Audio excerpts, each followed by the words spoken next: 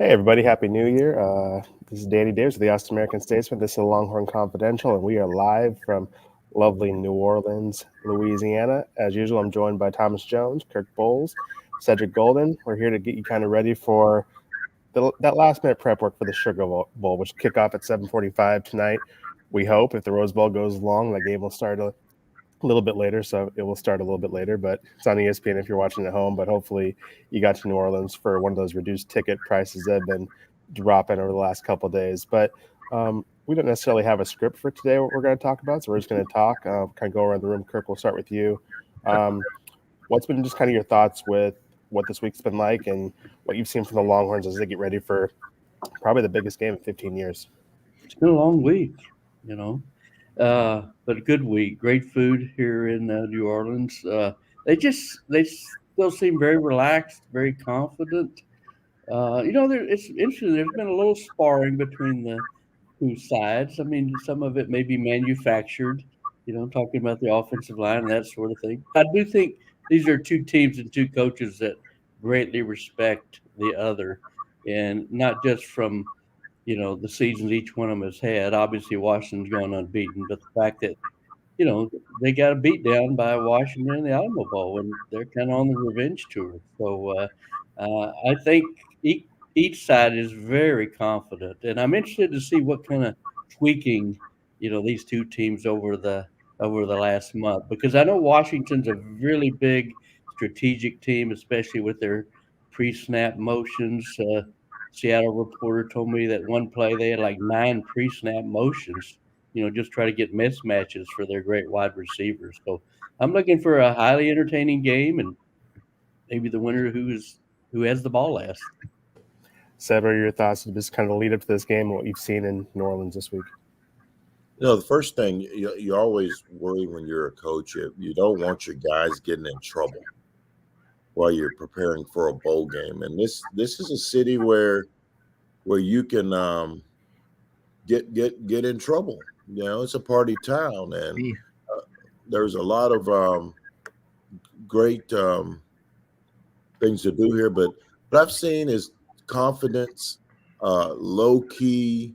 Bravado from both sides. I love that, and it's going to be an electrifying matchup for me. For me, up front is going to tell the tale. That great offensive line against Washington, against that great defensive line from Texas. So, Thomas, mute, please. I'm getting feedback from you. I think it's a great matchup. I think Michael Penix is box office. And what people might not have been talking about it, Daniel Davis, but I think Quinn Ewers in a big game is as good as anybody. When the lights are the brightest is when Quinn's played his best. I worry more about Quinn against Wyoming than I do against Washington. I think they're both going to air it out. TJ, what are kind of your thoughts on just this entire week? I mean, we've had a ton of press availabilities. We've got to talk to a lot of people, but on both sides. But what's been your thoughts? Like you guys are saying, it's everyone's pretty much on point. They're saying what we expect them to say. I just don't understand whenever a team does kind of get a little froggy and they call out Texas, why is it always the defensive tackles? Iowa State did it. Even this time Penix talks about the D line. Why talk about those guys? There's other areas you could talk about UT. You could point at, why talk about Byron Murphy and T'Vondre Sweat? Now, really, I'm so much looking forward to watching the Washington O-line against the Texas D-line. If I'm a Texas fan, I'm worried that your big edge inside, it doesn't really matter because Washington doesn't do that much inside. They like to run off the edge. They like to run off tackle. They pass block. And, Texas edges are good. They're not elite pass rushers, and they're good run stuffers. So, I think Washington might have a slight edge on the outside. That's the game I'm going to be watching, the game within the game, so to speak. I will say this, and we can kind of go back around to get your thoughts on this after TJ meets himself again. The Penix comments that kind of fired up Byron Murphy and T'Vondre Sweat. Like, I don't think this is an Iowa State situation. That young man, Jared Hufford, I mean, he was out for blood. He was out there to make a statement.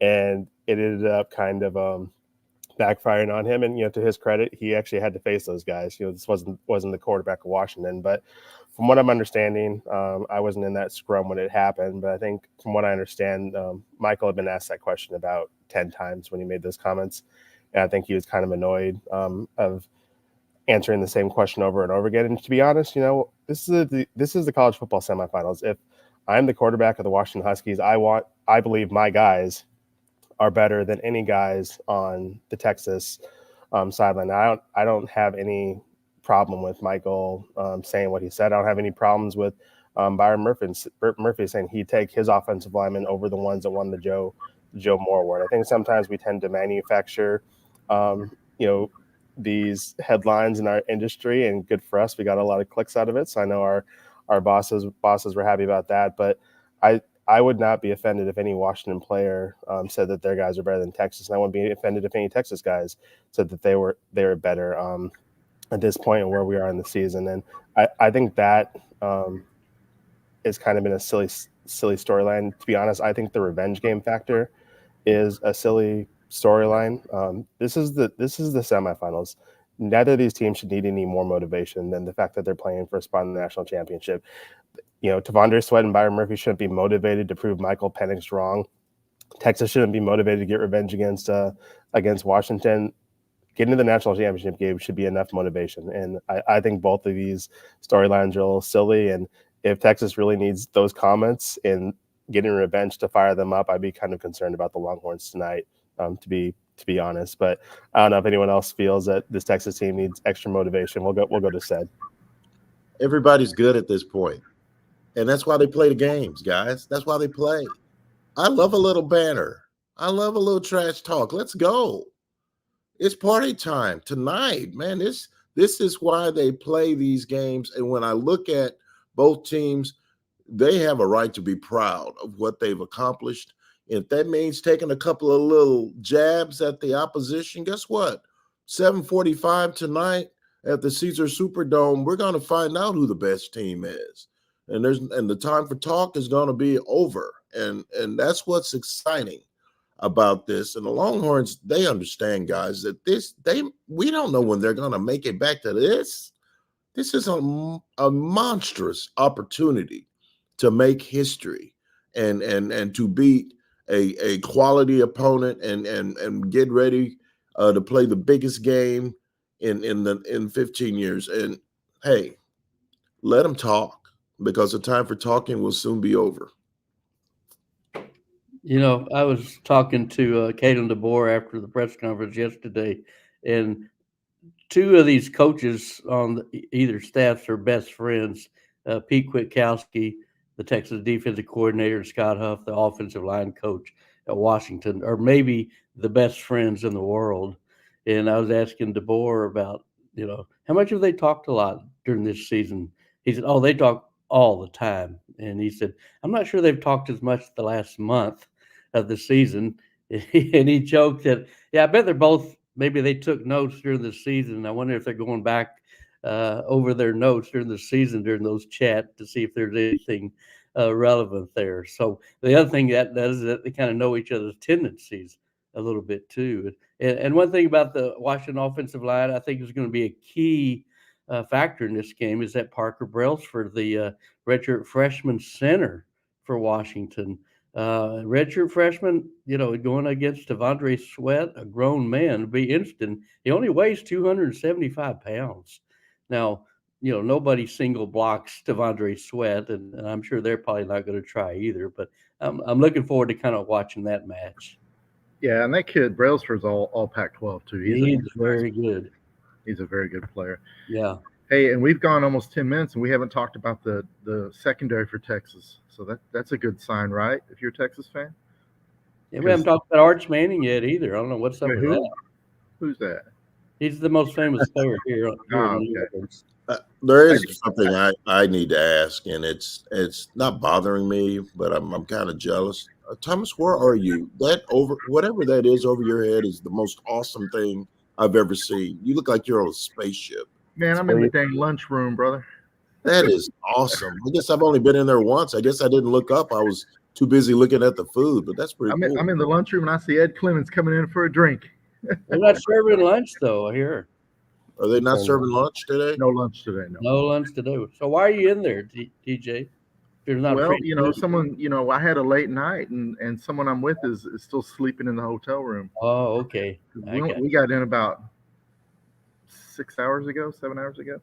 Oh, wow. How late did you guys stay out? We got in bed about 4. Daniel? Wow. We were back in our hotel room by 12:31. Duck? Oh, I was out all night. I didn't sleep any. So, I got back to the hotel room about 11 o'clock, and there were a bunch of guys in the hospitality room. Sam from the Athletic, Ralph Russo, AP, Mike Finger, Kevin Sheridan. So we were, talking and till about, I guess about 12:15. We did watch the fireworks show, which was spectacular. It really was great. I don't know if you got to see that. So did you get an hour's sleep, Sid? I got lots of sleep, Duck. We got takeout, Bev and I got takeout and early and got back in and ate and grazed and then woke up at 11:55 for the fireworks, which we had a river view. We had a river view from our hotel window. The fireworks were spectacular. So what's the sense you guys talking to the national media, like Kirk mentioned a lot of the guys from around the country? What's the sense y'all get from this game, from a national perspective? How do people see this game? You think? I'll go first. I think. Sorry, Danny. I'll go first. I think I get the sense that the national guys think Washington's going to win this game. And the stuff I've been watching on TV, it's lots of love for Washington, and deservedly so. If people think they're that good, and I think that it's going to be close. And I don't know if there's a wrong answer at this point in time, but the perspective I'm getting, and from what I'm reading, is that it's kind of bent or to the Huskies side of things. Yeah, I kind of agree. Pat Forty from Sports Illustrated was on Seds and my podcast on Second Thought, and he outright picked Washington. And I think a lot of that respect has come from the fact they beat Oregon twice, and nobody expected the Ducks not to lose against the Huskies the last time. And weren't they favored like 9 or 10 points in that game? And they just throttled Oregon. So I think just a lot of belief in Michael Penix, So, and Heisman runner-ups do pretty good in these big games because sometimes they're ticked off if memory serves. Once again, I would hope Michael's more focused on national championship than a Heisman Trophy he was never going to win, because I think Jaden was kind of the favorite, much like, I'm just going to say this, and Kirk is obviously alluding to Vince in 2005. Reggie Bush should have won that Heisman Trophy. I think we have we don't need two of y'all on the staff. No, I think there's a lot of revisionist history, especially after that Rose Bowl performance by Vince, which is obviously one of the greatest of all time. But Reggie's season that year was incredible, and as someone who did not grow up was not in Texas at that time, was in college and very aware, I would have thought there was a conspiracy if he had not won that Heisman. And if you look at the voting stats, Kirk was not alone. Kirk did not decide that Heisman Trophy win. Yes, so he did decide it. He was did the electoral college. He decided. Stop and it. Y'all need to, Texas fans who always chirp in Kirk's mentions and on our stories, y'all need new material, because Kirk did not decide that Heisman Trophy winner. It was a rout, and I guess we don't actually observe that Heisman since Reggie had to vacate it. But moving on. Here's the thing. One thing about that, and then we'll move on. Heisman Trophy is about moments and timing. And Reggie had that moment in timing against Fresno State on the same weekend Vince did not play well. And that's just how it is. That's just how it is. And Charles Woodson had his moment taking it from Peyton with that one-handed catch.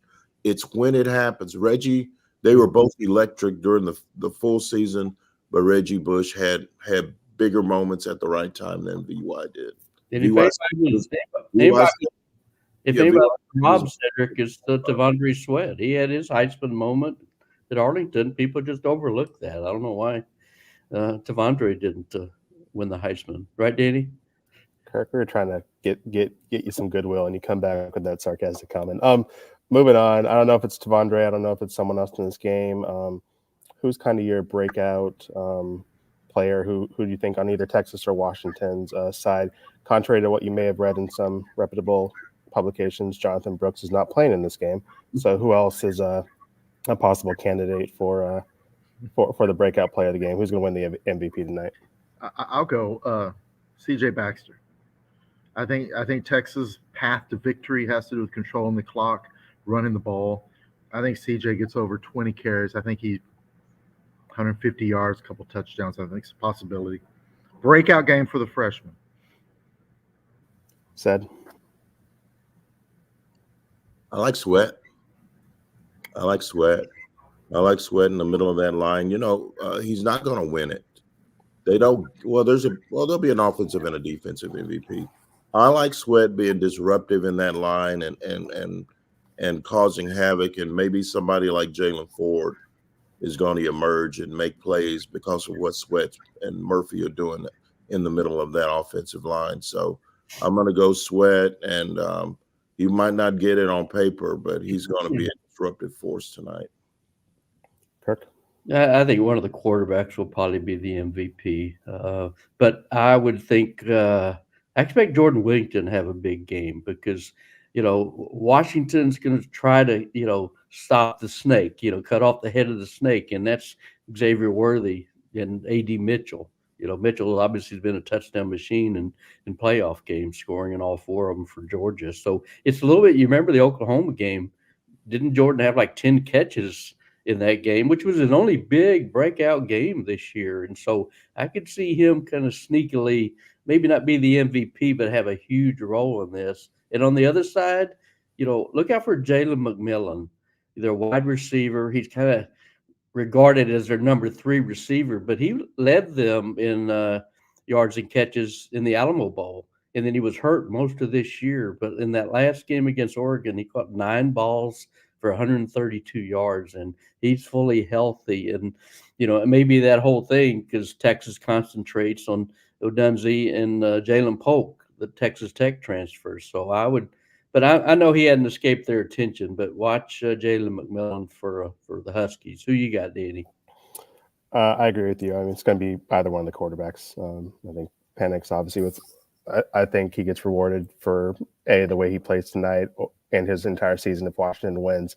And the same goes with Quinn. I think it's going to be really hard for Texas to win unless Quinn plays really well, just because I expect a lot of points to be scored in this game, even though Texas is going to have to try to be balanced on offense. But I would kind of think my breakout player, even though it's not a breakout player since he's a third-year guy, but I kind of like the narrative arc of Xavier Worthy having a big game, especially considering what happened in last year's Alamo Bowl. And we've talked about this enough, but he's a spectacular punt returner as well as their number 1 target on offense. It is a little tough picking a guy who's maybe not 100% healthy, but I would I think X has the big game. Although Adonai Mitchell, Jatavian Sanders, any of those pass catchers could definitely step up. But I'll go with Xavier, and maybe I guess if Washington, I'm not picking a Washington player. I think Roman Dunze, just because of how great of a receiver he is, would be a good pick for the Huskies. But let's go around the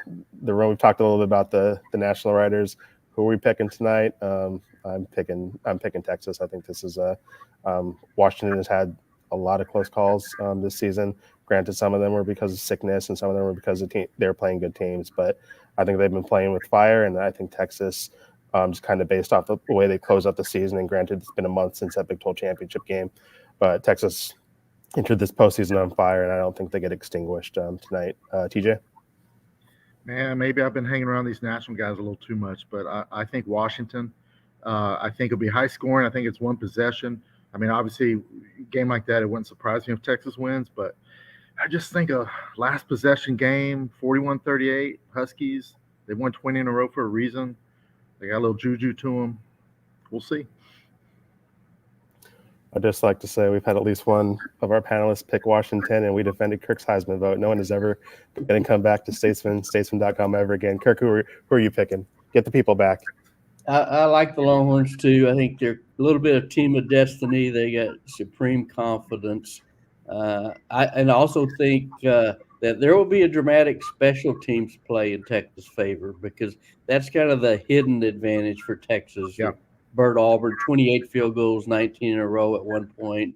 Sanborn never had a punt blocked and averaged almost 46 yards. He doesn't have enough punts to qualify, but he'd be, I think, top 15 in the nation if he did. But their offense scores too much. And obviously either Keelan Robinson or Xavier Worthy, as you mentioned, Danny, are capable of taking it the distance. So I think they'll make one or two big special plays that'll make a huge difference. And like you said, TJ, Washington, I think they won like 7 one-score games this year, and I think maybe the last 3 they won by 3 and 2 points. So I think Texas is just kind of a team of destiny, and they get it done tonight in the Superdome. 38-35, I'm picking. Said. I think if we asked Thomas in 15 minutes, he'd switch back to Texas. He's been, oh my God, I asked you yesterday, and you're. Hey, there's only a few places I'm on record, and I've been pretty consistent. Yeah. Pretty consistent. You picked Iowa State, remember? Ooh, yeah, that's bad. Hey, but like Good we're all name. saying, yeah, I don't think one team has a big edge. I think this could go either way. I really That's do. true. That's true. I'm going Texas 42-38. Last team that gets the ball is going to win this game. And I think Quinn Ewers is going to light it up tonight. I do. Maybe not without a couple of missteps, but I think he's going to light it up. I think Xavier Worthy has been chomping at the bit to prove that he's got good hands and is ready to do this. And there are guys like Xavier Worthy and Jatavian Sanders and Quinn Ewers. This performance tonight might impact their decision on whether to come back next year or not. So this is a big game for more reasons than winning a college football championship for some of these guys. So just buckle up, enjoy it. We're going to be there, and we can't wait. I wish the game was in an hour instead of 8. Real quick before we get out of here, 2-part question. You can keep your answer short or go long if you want to. Who are you picking in Alabama, Michigan, and what's the best thing you've eaten in the almost week that we've been here? Sad, we'll go right back to you. Nice. I'm not about to pick against Nick Saban in a college football playoff situation. They haven't won one in a while, and a while for them is only a couple of seasons. But he was asked about the sign stealing, and if you go back to YouTube, look at Harbaugh's body language, very fidgety, very shady. I hope Harbaugh loses by 50, and it's going to be a good game. But I'm picking Alabama. Best thing I've eaten. Bev and I have eaten at Mother's Restaurant 3 times this trip, and we had it for New Year's, and we also had fried chicken at Willie's. Amazing fried chicken. So yeah, I put on about 40 pounds, and I'm just so happy that I'm able to fit in this little square. But I've kind of sucked in the gut to try and not go between those lines. TJ, how about you? What's your other game prediction and best food picks? Michigan, just because they're a better team. They're more well-rounded. I think they beat Bama by 10. Food-wise, wow. Rabbit and sausage. No, hold on. Well, I like Coops down on Decatur Street. Yeah, I'll go with the rabbit and sausage jambalaya at Coops. Kirk, what are your picks? I like Alabama by a touchdown, just more explosive. Michigan, probably much better team in the trenches. Some people wonder if their O-line for Michigan is as good as touted, but I just think with Jalen Milroe that he's going to bust some big plays and in a good way, and Alabama's going to take care of business. Danny and our first meal here was at Willie's. We had some of that Cajun chicken. That was outstanding. It was really good. And Kevin Sherrington and Dave Wilson and I went to Yakimo's. If y'all have ever been over there by Tulane at the crawfish etouffee, and it was packed. We had to wait an hour just to get a table, but yeah, haven't had a bad meal here yet. I'll take Michigan too, which will make next season a lot more fun. Having a championship game rematch in week 2, and I'm not a huge seafood fan. I think I mentioned that before, but I had a really good chicken and waffles that had kind of some like sausage mixed into it at a cafe Amelie 2 days ago for brunch, and so that was really good. We actually tried to go to Willie's on our walk back from seeing the Hot 8 brass band last night, and the line was pretty much down the street, and my wife's feet were hurting, and it was like, nah, this is not gonna happen at this point. So we just kept it moving, and maybe I'll sneak over there for a late lunch in a couple minutes before we head over to the Superdome. But we're gonna kind of get out of here, start preparing for what's gonna be a very long night. Statesman.com has so much coverage if you want to start preparing for this game. The 4 of us have been writing up a storm. Caleb Yum, our digital reporter, has been doing a lot of work. Sarah Diggins has produced about 6,000 videos, and Aaron Martinez has been shooting enough photos to fill up a 900 photo gallery. Plus, So the photo of the week of Quinn Ewers checking out the Arch Manning scrum. Big time work by Aaron Martinez. Did that thing. Great job by Sarah D with the video. We brought it this week, and we're going to bring it again tonight. Hey, is the Huskies mascot on alert for Bevo tonight? I hope so, because I need some clicks, and that kind of made my 2019. So I'll be on the watch for that. But be sure to check out statesman.com after the game, throughout the game, for more content. We will be here some form and fashion tomorrow. I don't know. I think TJ's hitting the road, but I'm going to coax Setter Kirk to come on with me for a short live to kind of react to whatever happened in the Sugar Bowl. But enjoy the game tonight. If you're here, have fun. If you're watching on TV, have fun there too. And we appreciate you watching. We'll see y'all later. Deuces.